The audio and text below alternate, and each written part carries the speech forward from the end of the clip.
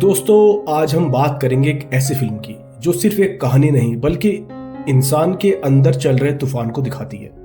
तो दोस्तों, आज 1966 में बनी बंगाली ड्रामा फिल्म नायक की कहानी देखते हैं। इस फिल्म का डायरेक्शन किया था ग्रेट फिल्म मेकर सत्यजीत रे ने। उत्तम कुमार और शर्मिला टैगोर लीड रोल में है। यह फिल्म हमें एक ऐसे हीरो की कहानी दिखाती है जो बाहर से एक सुपरस्टार है लेकिन अंदर से डर, पछतावा और अकेलेपन से भरा हुआ इंसान है। बहुत ही बेहतरीन फिल्म है। इसे कई अवार्ड मिले हैं, उसकी बात हम बाद में करेंगे। और इस फिल्म का जो थीम है उसको भी हम एनालाइज करेंगे, लेकिन लास्ट में। पहले इस फिल्म की कहानी समझते हैं। चलिए शुरू करते हैं नायक की कहानी।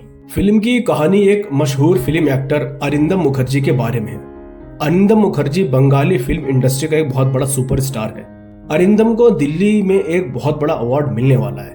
पहले वो कोलकाता से दिल्ली जाने की नहीं सोचता, लेकिन आखिरी समय में अपना फैसला बदल लेता है। वो अपनी नई फिल्म के फ्लॉप होने और अखबार में छपी लड़ाई की खबरों से परेशान है, इसलिए थोड़ा दूर जाना चाहता है। उसे फ्लाइट का टिकट नहीं मिलता, इसलिए वो रात की ट्रेन से ही ट्रैवल करने का फैसला करता है। अरिंदम इस सफर को लेकर थोड़ा खुश है क्योंकि अकेले में उसे समय मिलेगा। अब इस ट्रेन में कई लोगों की कहानियां साथ साथ चलती है। एक बिजनेसमैन अपनी पत्नी और बीमार बेटी के साथ यात्रा कर रहा है। एक एडवर्टाइजिंग वाला आदमी अपनी खूबसूरत पत्नी का इस्तेमाल करके उस बिजनेसमैन से फायदा उठाना चाहता है, मतलब कुछ बिजनेस मिल जाए उसे। और एक बूढ़ा आदमी जो फिल्म इंडस्ट्री को पसंद नहीं करता और अरिंदम को देखकर खुश नहीं होता, उसे फिल्में बिल्कुल पसंद नहीं। अब इसी बीच ट्रेन के डाइनिंग रूम में आदिति सेनगुप्ता नाम की एक यंग मैगजीन एडिटर अरिंदम को देखती है। उसकी मैगजीन फिल्मों पर नहीं लिखती। अदिति जो सेलिब्रिटीज होते हैं उनके बारे में अच्छी राय नहीं रखती। उसकी ओपिनियन ये है कि हीरो को भगवान नहीं बनाना चाहिए, क्योंकि हीरो वो फिल्म में है लेकिन असल जिंदगी में तो एक इंसान ही है। लेकिन अदिति के साथ बैठी एक महिला उसे कहती है अगर वो अरिंदम का इंटरव्यू लेगी तो उसकी मैगजीन के रीडर्स बढ़ सकते हैं। अब अदिति पहली बार अरिंदम से इंटरव्यू लेने की कोशिश करती है तो फेल हो जाते, क्योंकि अरिंदम को लगता है कि अदिति फिल्म स्टार्स को ज्यादा इंपॉर्टेंस नहीं देती, तो इसलिए वो उसके सवालों को जवाब देने में दिलचस्पी नहीं दिखाता। अरिंदम अदिति से कहता है पब्लिक मेरे बारे में सब कुछ जानती है, अखबारों में और फिल्म मैगजीन में कई बार छप चुका है। वही सवाल तुम पूछोगी इस इंटरव्यू में तो क्या फायदा होगा। अदिति कहती है मुझे पता है कि तुमने यहाँ तक पहुंचने के लिए बहुत स्ट्रगल किया, लेकिन मैं तुमसे बस कुछ सवाल पूछना चाहती हूँ। जैसे कि तुम इतने सक्सेसफुल हो, लेकिन क्या कभी जीवन में एम्प्टीनेस मतलब खालीपन महसूस हुआ। इस पर अरिंदम कहता है इंटरव्यू यहीं खत्म करता है, क्योंकि तुम मेरी पर्सनल बातें पता करके मैगजीन में छाप दोगी और इसका मेरे फिल्म के करियर पर बहुत बुरा असर पड़ेगा। इस पर अदिति जवाब देती है तुम सिर्फ पब्लिक के सामने ही हीरो। इस पर अरिंदम कहता है तुम जर्नलिस्ट हमेशा हम फिल्म स्टार्स के बारे में कुछ न कुछ नेगेटिव ढूंढते रहते हो। इसके बाद अदिति अपने कैबिन में चली जाती। दोस्तों, अब आता है इस फिल्म का सबसे पावरफुल पार्ट, मतलब ड्रीम सीक्वेंस। अरिंदम सो जाता है और एक बुरा सपना देखता है। सपने में चारों ओर नोटों की बारिश हो रही होती है। वो खुद को इतने सारे पैसों से घिरा देखकर बहुत खुश होता है, लेकिन कुछ ही पल बाद वो देखता है कि नोटों के रेगिस्तान से कुछ हाथ उसे नीचे खींच रहे हैं। वो ऊपर चढ़ने की पूरी कोशिश करता है, लेकिन नोटों की दलदल उसे नीचे खींच रही होती है। तभी अरिंदम एक आदमी को देखता है। अरिंदम उस आदमी से मदद की गुहार लगाता है, लेकिन वो आदमी उसकी मदद नहीं करता और फिर अरिंदम नोटों के रेगिस्तान में डूब जाता है।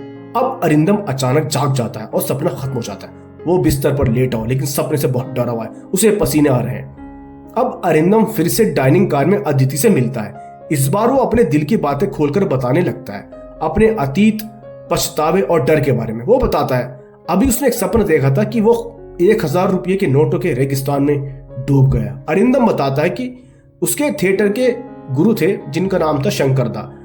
उसे फिल्मों से दूर रहने को कहते थे, मतलब वो थिएटर में ही चाहते थे कि मैं काम करूं, लेकिन उनकी मौत के बाद मैंने फिल्में तुरंत ज्वाइन कर ली। एक तरह से मैंने अपने गुरु को धोखा दिया और थिएटर छोड़ दिया पैसा और फेम की वजह से। अब फिल्म में एक्टिंग शुरू की। अब अरिंदम अपने पहले फिल्म सेट का एक्सपीरियंस बताता है। वहां एक एक्टर था जो सीनियर एक्टर था, बड़ा घमंडी था, उसका नाम था मुकुंदर लाहिड़ी। उसने मेरे साथ सही बिहेव नहीं किया, लेकिन जब उसका करियर खराब होने लगा, जब उसमें काम नहीं था, तो वो मेरे पास एक दिन काम मांगने आया, लेकिन मैंने उसे काम नहीं दिया, मतलब मैंने उससे बदला लिया। और अब अरिंदम बताता है अपने बचपन के दोस्त बीरेश के बारे में।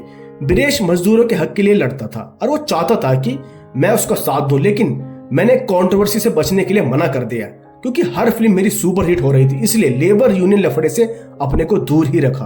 अब अदिति कहती है तुम सुपरस्टार तो बने लेकिन तुम बिल्कुल प्रैक्टिकल हो गए, मतलब जो भी तुम्हारे करियर के बीच आया तुमने परवाह नहीं की। अदिति शुरू में चुपके से नोट लिख रही होती, लेकिन बाद में उसे अरिंदम के लिए एम्पैथी मतलब हमदर्दी होने लगती है। वो नोट्स लिखना बंद कर देती है, वो सिर्फ अरिंदम की जो रियल लाइफ है उसके बारे में सुन रही है, उसके एक्सपीरियंसेस को।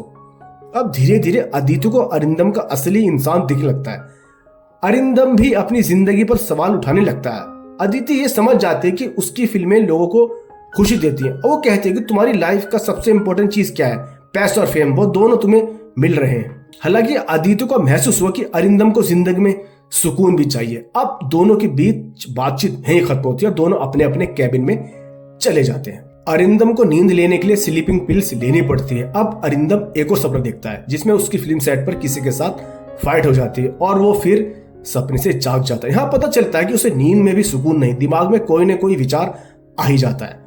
अब अरिंदम उसी रात में शराब पीकर कंडक्टर से कहता है अदिति को बुलाओ, कुछ बात करनी है। अरिंदम ट्रेन के दरवाजे पर खड़ा होकर अपनी जान देने के बारे में सोच रहा होता है, वो बहुत परेशान है। तभी अदिति आ जाती है और उसे रोकती है।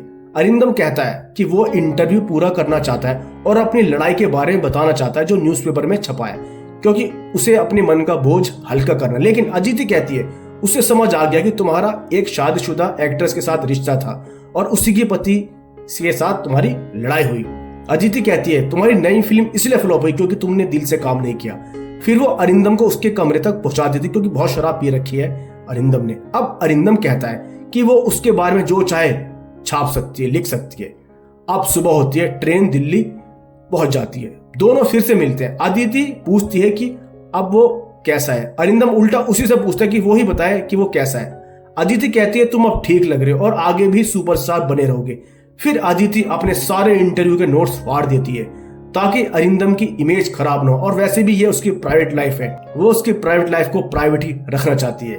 तो रिपोर्टर अरिंदम को स्टेशन पर घेर लेते हैं। वो एक बार अदिति को फिर से देखता है उसकी तरफ और फिर अपने स्टार वाले किरदार में वापस आ जाता है और अदिति अपनी घर की तरफ निकल जाती है अपनी फैमिली के साथ, और यहीं इस फिल्म का एंड होता है। तो दोस्तों यह नायक की कहानी। अब दोस्तों इस फिल्म का जो थीम है उसे एनालाइज करते हैं। अरिंदम का कैरेक्टर बाहर से हीरो है मगर अंदर से सिर्फ एक आम इंसान जैसा है। उत्तम कुमार का जो कैरेक्टर है अरिंदम सिर्फ एक स्टार नहीं बल्कि एक कॉन्फ्लिक्टेड इंसान है। मतलब उसके अंदर तीन चीजें चल रही, इनसिक्योरिटी मतलब डर, करियर खत्म होने का डर, गिल्ट पछतावा, अपने पुराने फैसलों का पछतावा भी है उसे, और लोनलीनेस अकेलेपन। उसका असली दोस्त कोई नहीं है। मतलब फेम मतलब शोहरत ने उसे पावरफुल तो बनाया लेकिन पीस मतलब सुकून छीन लिया। अब है ट्रेन। दोस्तों जो ट्रेन है वो भी एक तरीके से सिंबोलिज्म की तरह दिखाई गई। पूरी फिल्म ट्रेन में चलती है, ये कोई कोइंसिडेंस नहीं है। ट्रेन रिप्रेजेंट करती है लाइफ जर्नी को, जहां अलग अलग लोग मिलते हैं, अलग अलग सोसाइटी के लोग मिलते हैं। जैसे में एक कैरेक्टर उसे मूवीज बिल्कुल पसंद नहीं है और एक कैरेक्टर है उसे फिल्में ज्यादा पसंद है। तो ऐसी एक तरीके से अरिंदम की जर्नी को दिखाया गया है जिससे वो अपने अतीत को समझता है ट्रेन में। अब है इसके अंदर जो इंपॉर्टेंट चीज है वो है ड्रीम सीक्वेंस। डायरेक्टर सत्यजीत रे ने ड्रीम्स का जो यूज किया वो बहुत डीप भी नहीं रखते हैं। पैसा और फेम में डूबना, ये ड्रीम्स बताते हैं कि अरिंदम का जो सबकॉन्शियस माइंड है, अवचेतन जो मन है, वो कितना डिस्टर्ब है, वो ठीक से सो नहीं पाता, उसे अलग अलग तरह के ख्याल आते रहते हैं। अब आते हैं अदिति के कैरेक्टर पे। अदिति सिर्फ एक जर्नलिस्ट नहीं है बल्कि वो ऑडियंस की तरह है। शुरुआत में वो स्टार्स को फेक मानती है, मतलब नकली मानती है, लेकिन बाद में उसे समझ में आता है हर स्टार के पीछे एक रियल ह्यूमन स्टोरी होती है। वो डिसाइड करती है कि जो उसका इंटरव्यू पब्लिश नहीं करेगी क्योंकि ये अरिंदम की प्राइवेट लाइफ है, वो उसका प्राइवेट ट्रूथ है।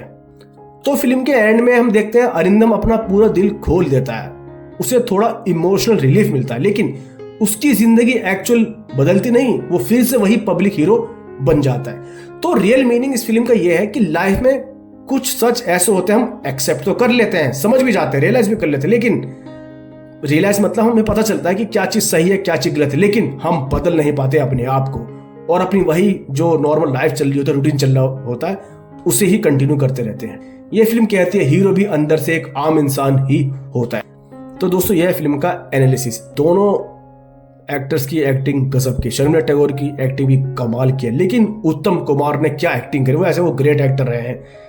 बंगाली इंडस्ट्री के, और हिंदी मूवीज में भी उन्होंने काम किया, लेकिन इस फिल्म में तो गजब की एक्टिंग की है उन्होंने। इस फिल्म को कई अवार्ड मिले थे, बर्लिन इंटरनेशनल फिल्म फेस्टिवल में इसे अवार्ड मिला और नेशनल फिल्म अवार्ड भी मिला था इस पिक्चर को। आखिरी में हम बात करेंगे इस फिल्म को बनाने वाले डायरेक्टर सत्यजीत रे की। उनकी तारीफ जितनी भी की जाए कम है। क्या कमाल का डायरेक्शन किया, और एक यूनिक मूवी, एक जगह एक लोकेशन फिल्म बनाना बहुत दोस्तों बहुत डिफिकल्ट काम होता है। पब्लिक को एक जगह एंगेज रखना कैरेक्टर में। Thanks for watching the video.